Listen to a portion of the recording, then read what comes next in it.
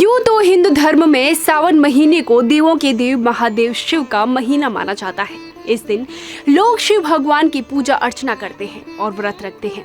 तो आज के इस वीडियो में हम आपको शिव भगवान की व्रत कथा सुनाने जा रहे हैं। माना जाता है कि जो भी व्यक्ति इस कथा को पढ़ेगा या सुनेगा उसके समस्त दुख दूर हो जाएंगे और उनकी सारी मनोकामनाएं पूरी होंगी। तो शुरू करते हैं शिव भगवान की व्रत कथा। एक नगर में बहुत बड़ा साहूकार रहता था जिसका व्यापार दूर दूर तक फैला था। लेकिन सब कुछ होने के बावजूद भी वो हमेशा दुखी रहता था क्योंकि साहूकार का कोई पुत्र नहीं था, जिस कारण से वो हमेशा दुखी रहता था। पुत्र पाने के लिए वो हर रोज शिवजी के मंदिर जाकर दीपक जलाता था।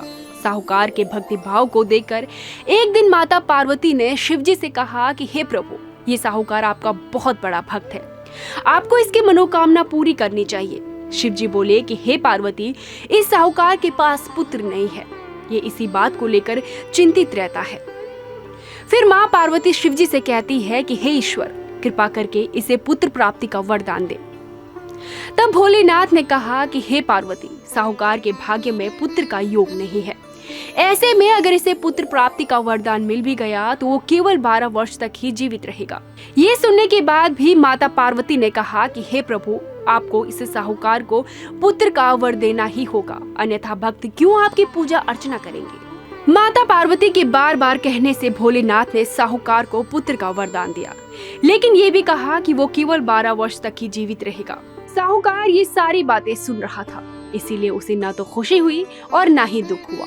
वो पहले की ही तरह भोलेनाथ की पूजा अर्चना करता रहा। उधर सेठानी गर्भवती हुई और 9वें महीने उसे सुंदर बालक की प्राप्ति हुई। परिवार में खूब हर्षोल्लास मनाया गया, लेकिन साहूकार पहले की ही तरह रहा और उसने बालक की 12 वर्ष की आयु का जिक्र किसी से भी नहीं किया।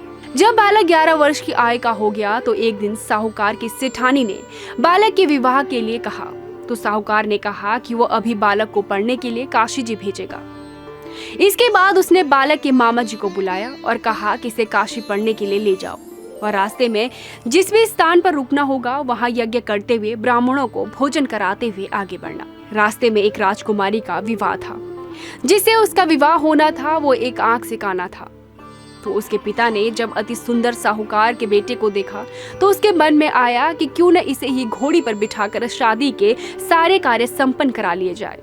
तो उन्होंने मामा से बात की और कहा कि इसके बदले में वो अथाह धन देंगे, और वो भी राजी हो गए। इसके बाद साहूकार का बेटा विवाह की बेदी पर बैठा और जब वो विवाह संपन्न हुआ तो जाने से पहले उसने राजकुमारी की चुनरी के पल्ले पर लिखा कि तेरा विवाह तो मेरे साथ हुआ है, लेकिन जिस राजकुमार के साथ भेजेंगे वो एक आंख से काना है। इसके बाद वो अपने मामा जी के साथ काशी के लिए चला गया। उधर जब राजकुमारी ने अपनी चुनरी पर यह लिखा हुआ पाया तो उसने राजकुमार के साथ जाने से मना कर दिया।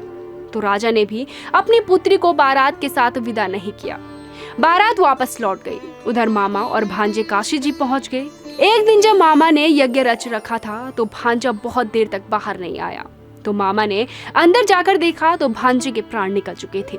वो बहुत परेशान हुए, लेकिन सोचा कि अभी रोना पीटना मचाया तो ब्राह्मण चले जाएंगे और यज्ञ का कार्य अधूरा रह जाएगा। जब यज्ञ संपन्न हुआ तो मामा ने रोना पीटना शुरू किया।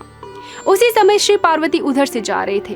तो माँ पार्वती ने शिवजी से पूछा कि हे प्रभु, ये कौन रो रहा है। तभी उन्हें पता चलता है कि ये तो भोलेनाथ के आशीर्वाद से जन्मा साहूकार का पुत्र है। तब माता पार्वती कहती हैं कि हे स्वामी, इसे जीवित कर दे, अन्यथा रोते रोते इसके माता पिता के प्राण निकल जाएंगे। तब भोलेनाथ ने कहा कि हे पार्वती, इसकी आयु इतनी ही है। लेकिन माँ के बार बार आग्रह करने पर भोलेनाथ ने उसे जीवित कर दिया। लड़का ओम नमः शिवाय करते हुए उठा और मामा भांजे दोनों ने ईश्वर को धन्यवाद दिया और अपनी नगरी की ओर लौटे। रास्ते में वही नगर पड़ा और राजकुमारी ने उन्हें पहचान लिया। तब राजा ने राजकुमारी को साहूकार के बेटे के साथ बहुत सारे धन के साथ विदा किया।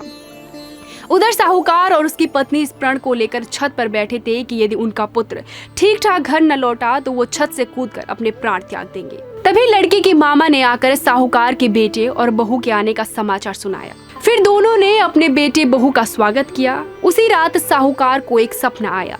सपने में शिवजी ने साहूकार को दर्शन दिए और कहा कि तुम्हारी भक्ति भाव से प्रसन्न हुआ।